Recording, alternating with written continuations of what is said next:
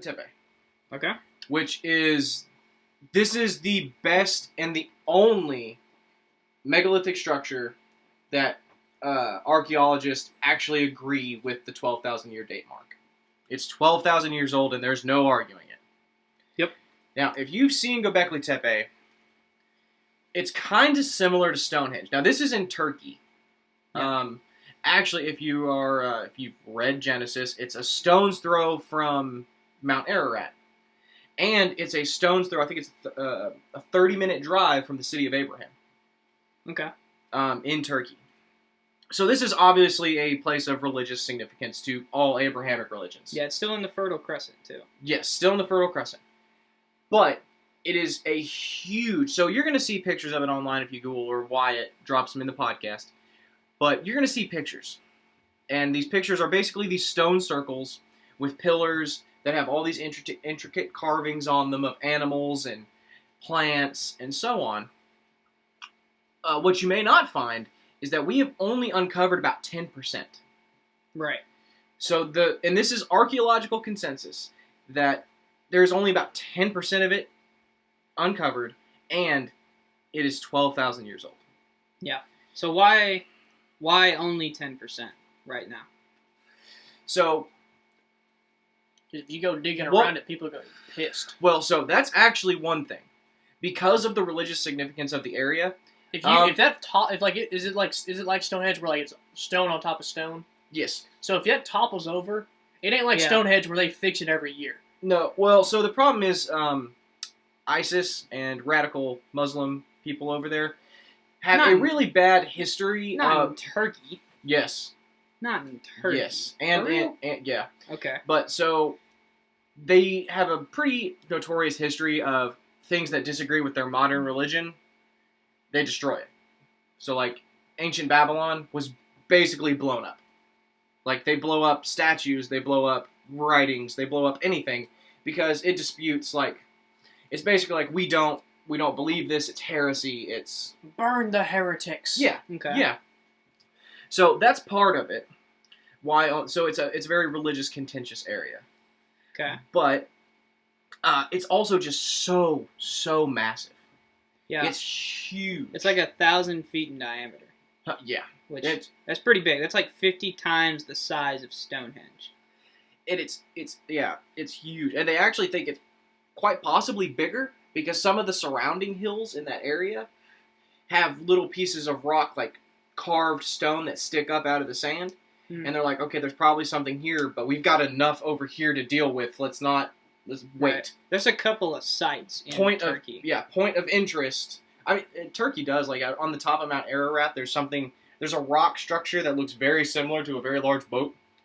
And, it's like, it's... No. That's Ron Wyatt's study. That's not the Ark. But, no, it's probably not the Ark. They didn't find the Ark. No, they did not. Okay. But it's a structure, and people in the surrounding area actually believe Noah's built there. There's a huge graveyard there.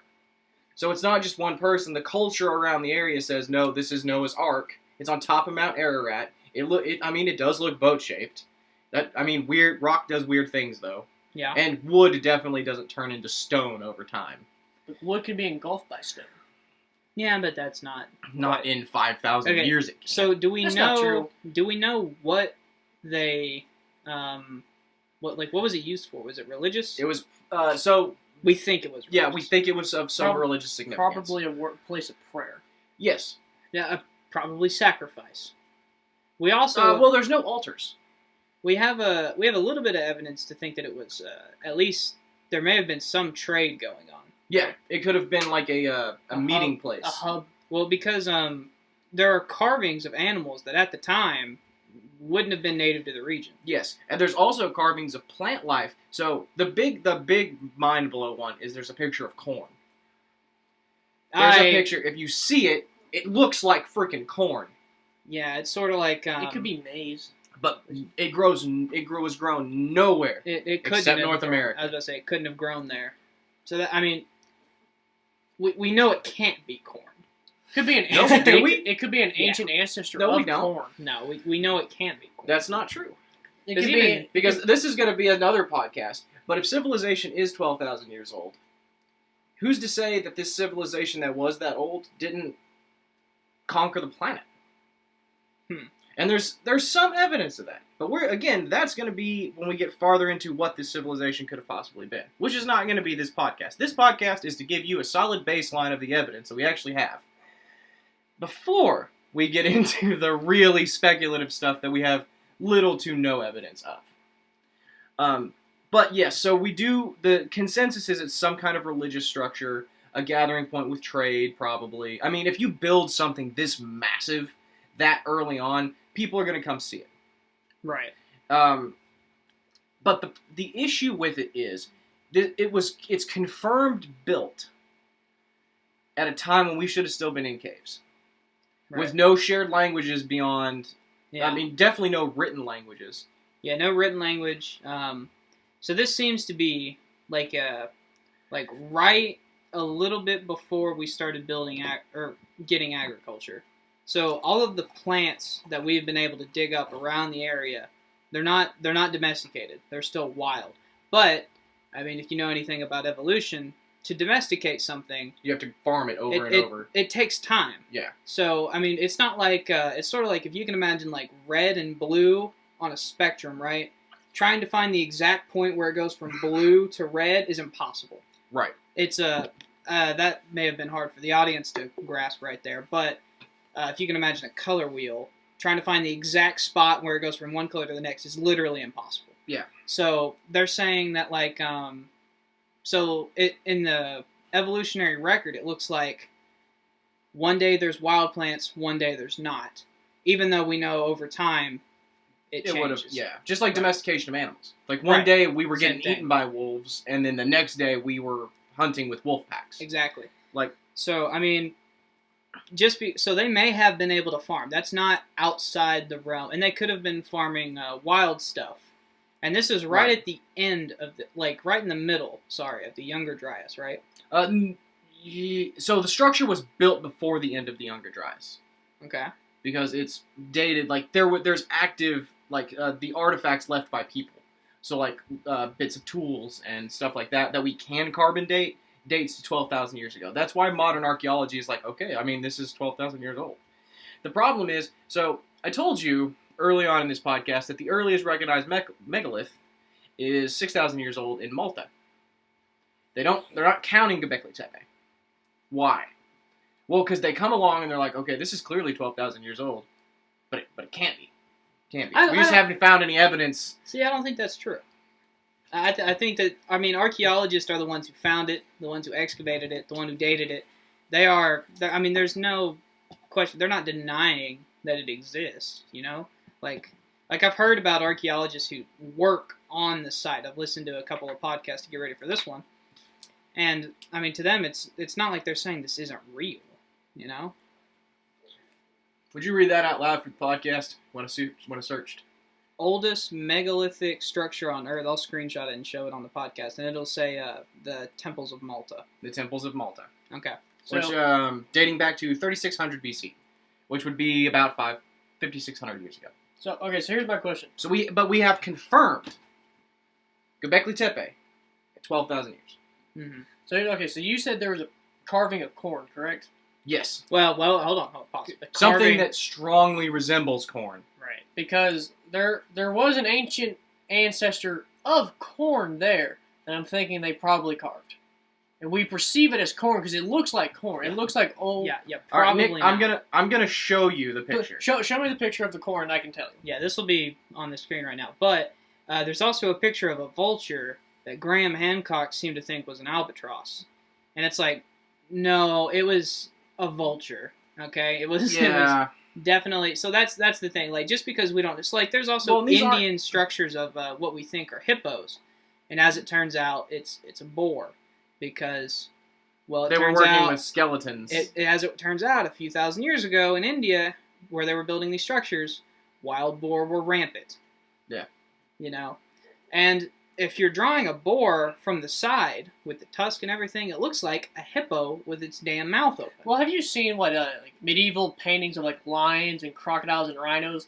They don't look like rhinos, crocodiles, and lions. They look misshapen, which could very well be a possibility. So the carvings at Göbekli Tepe are by no means. I mean, they are works of art, but they are by no means like detailed, super specific. Like this isn't like what you find in Egypt or even ancient Babylon. They probably took a dead boar, stood it up on its side somehow, and then just carved it from there. So here's a few of the pictures, Nick, and I'm trying to find. But,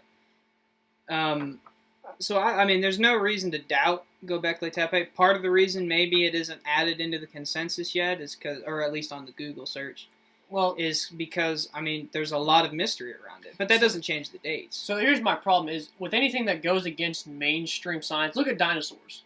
So when we found out most dinosaurs had feathers, a lot of people said that's false, can't be true. And it's now like, well, they had feathers, just not as much. You're always going to have to go against the mainstream that's been taught for years, like decades. Right, and I think that's what's crucial to remember is that the burden of proof is definitely on the people challenging the mainstream. And you shouldn't have anything to be worried about if you're right. Like, even Einstein's theories were scrutinized horribly. God dang it, I cannot find the picture of But he had two things that they couldn't dispute, and that was math and, over time, observations. So, I mean, so if you're right, all you have to do is get your evidence. And it's going to have to be overwhelming. You're going to need something like a smoking gun. And honestly, Göbekli Tepe in and of itself may be a smoking gun. Yeah. Right. Yeah. So, just the fact that it exists. So, it's sort of like if you were trying to make an argument that the Romans didn't exist, and then, you stand in front of the Roman Colosseum. It's like, I don't need anything else to know that they existed besides this. So it's kind of like it's kind of like the city of Troy. For realists, they thought it was just a myth, from the Odyssey and the Iliad. It was just a mythical city, and then we found it, and then it's like, well, we know it's here. We know this is Troy. Well, and so there are carvings of definitely creatures at the time. So you see lions, you see the vultures, you see wild bulls. Creatures that would have been in the area at the time. But I can't for the life of me find the picture. I know there's a picture of what very much resembles maize. And I cannot find it. I've Googled. All it keeps coming up is Pillar 43. Because, see, that's all I got. No. Well, but anyway, I know it exists. Well, that's... what else about Göbekli Tepe is just amazing? Well, that's pretty much it. The fact that there is solid evidence that is even agreed upon by the mainstream that this predates Sumer by 5,000 years. Yeah. And 5,000 years is a long time. Long time. Yeah.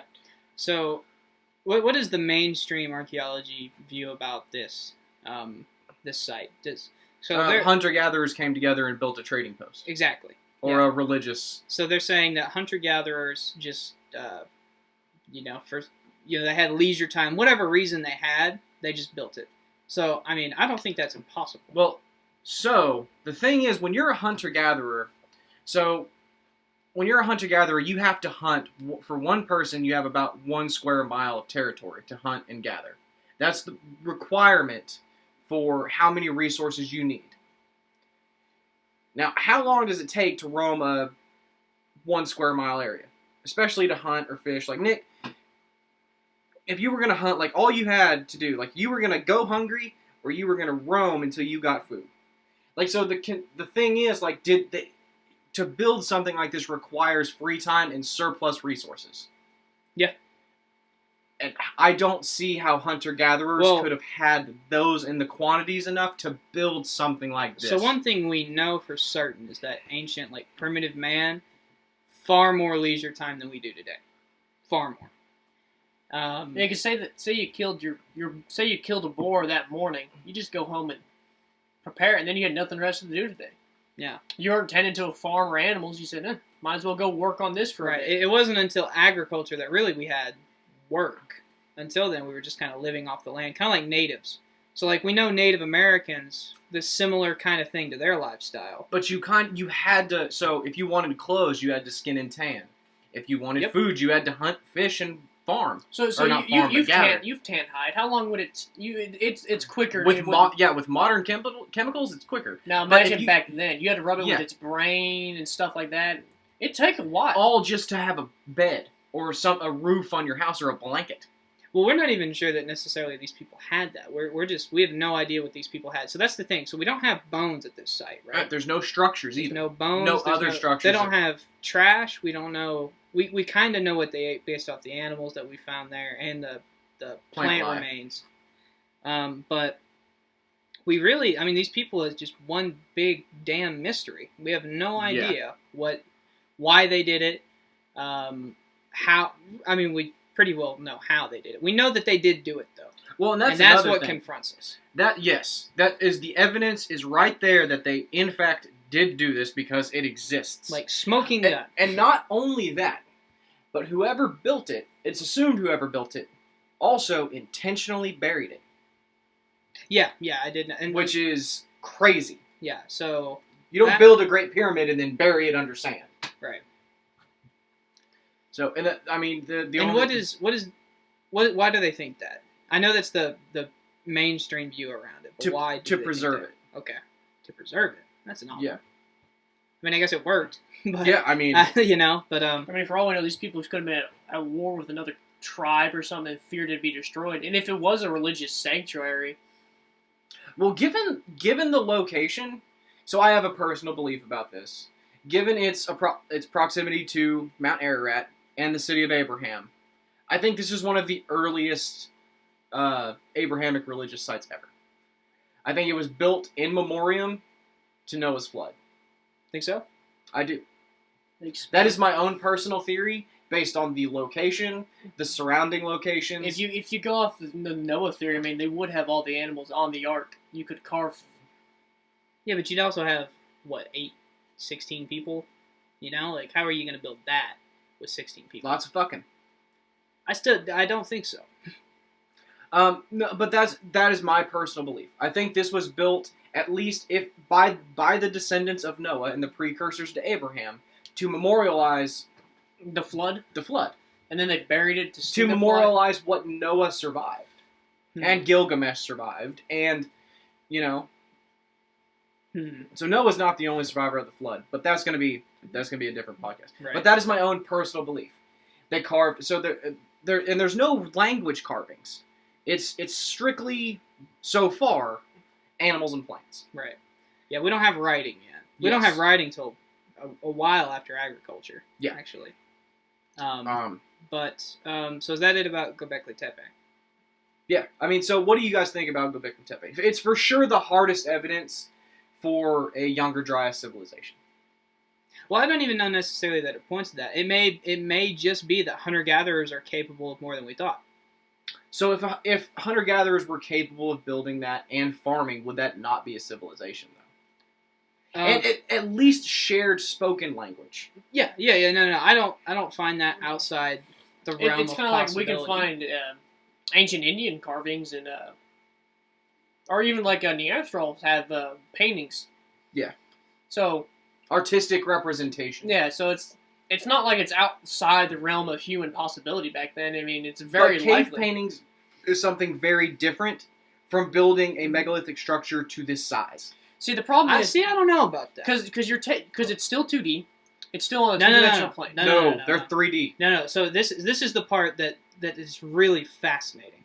So to be able to paint on a 2D plane, 3-dimensional objects, like that requires abstract reasoning, and we have no idea, like, to this day, what the hell opened up the human mind, or like what switched the brain on. So here's the thing. Yeah. From what I've seen of these pillars, and they are pillars, but they're carving them in a 2D form. No. So they're the images that come up. Yes, they're coming out. So that all you're doing though essentially is carving away from what you don't need. You're still carving. So if you're an artist, it's called negative artistry. You know, where you take a pencil and you scribble a whole bunch of stuff. It's okay, and then you erase around the scribbles to make a picture. That's what they're doing. It's basically they're carving. It's like taking a shadow and carving the dark parts of something. Guys, you guys are way overcomplicating this. For fuck's sake, they're carving the rock around they're carving the stone away. Like, that's all you had to say. You didn't to leave the picture of a vulture or whatever. Exactly. Okay. Like they're shut up, it's Wyatt. like sculptures. Like I can do that right now with this. I'm still carving a 2-dimensional thing. It's just whenever you say this, they don't know. So you also have to realize too. What did they use to carve the stone? Stone tools. So other stone tools. Yeah.